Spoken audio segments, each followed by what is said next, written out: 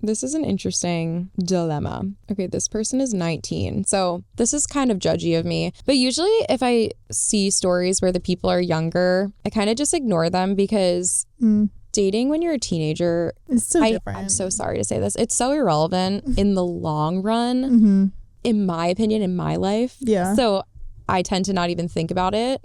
But I know that's really judgmental if you're 19 and, you know. Going through it. Yeah, exactly. Yeah. But I think that it also is about like life stages and like all these things. So anyway. Yeah. This story, this situation. Okay. If I can't imagine a future with someone, is that a legit reason to not date them? I'm a 19-year-old female. I can't imagine being with the guys that have been interested in me so far and that I've also been attracted to. Like, I'm attracted to them and all, but I can't picture myself getting married to them, living with them, or owning a house with them. One particular person I get along with very well, and to me and all of our friends, we seem like we have great chemistry and would mesh well together, but I just don't see that future with them. Is this a legitimate reason not to want to date someone, or is it the commitment issues coming out?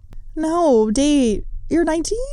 In my opinion, this is when you shouldn't be dating for marriage. Yeah. And, like, think about it like, okay, it could happen. This could be my person, because it always could be. You can meet someone at 7 and marry them eventually. So, like, don't be, like, closed off to it if that's what you want eventually, but also like this is when you should just be dating for fun, like, yeah, and not worrying. I feel like the time to worry about marriage is like, I mean, I don't know, I shouldn't put even a number to it because it's so different for everyone, but like many years later. Yeah. And it's almost like a feeling, like it's not an age. It's like, yeah, it's, I've heard people say who were dating in like long-term relationships, like, oh, I just woke up one morning and I was like, yeah, I want to get married now. And then they start planning that phase of life. So it's more just like a feeling when you are ready for it. And I also think that this can go both ways. Like if you're just imagining like what it's like if you get married to this person in the first 3 times you're meeting them, like that can be unhealthy too, because then it sends you down a spiral of this story that you're telling yourself and you're building your imaginary life with them and you don't even know their last name. Right. That's dangerous too.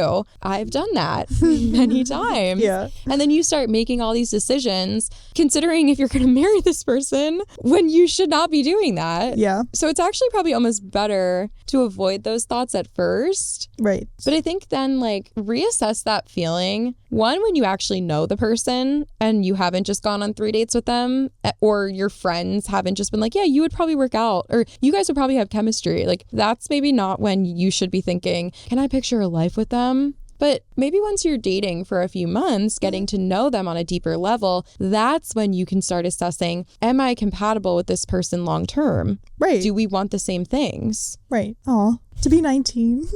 So crazy. Where was I when I was 19? Okay, so I was in college. Same. I was a freshman, right? Freshman going into sophomore, yeah. Well, you would have turned 19 midway through your freshman year, right? Yeah, like halfway. Yeah. The guy that I liked freshman year, just like why? Like, no, literally same. Like I liked him because of my idea that I made of him. Yep. Like there's no reason to like him. Yep. Absolutely not. I wish I didn't picture myself marrying him. No, I probably didn't think about marriage at that point. Yeah, but neither. She's actually in a better situation. Sorry. Go on. No, something totally irrelevant, but I was obsessed with Coachella at this time in my life.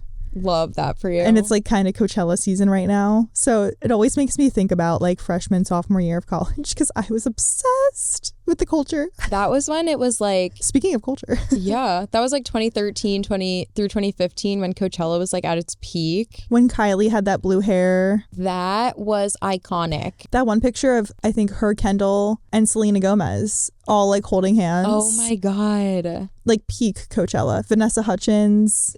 I was just going to bring up her. Yeah. Or her. Bring her up. Bring her. Yeah. Why did that sound so weird when I said it? I was just going to bring up she. Yeah, Vanessa Hudgens was the queen of Coachella back in the day. So wild. Like, I wanted that style so badly. So bad. Me too. I wanted to be like the hot hippie. Oh my God, same. I bought like some of those items at Forever 21 and would wear them to class like a freak. That's amazing though. Or just like around my college town. I don't know. amazing. Like people were always, other people were into it too. But there was this one pair of like lace. They're actually kind of, I feel like back now, but lace flare pants with like the short underneath. Do you still have them?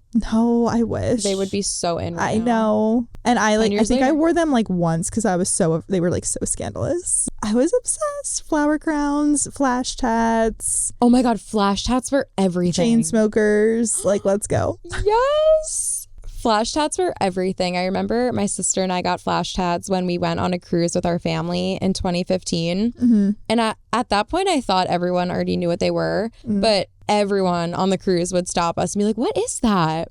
And we'd be like, oh, yeah. Yeah. We're yatted. You're setting a trend on the sea. Yeah. Let's bring back that whole style. Honestly, please. Triangle bikinis. That's the first on the list. It's happening.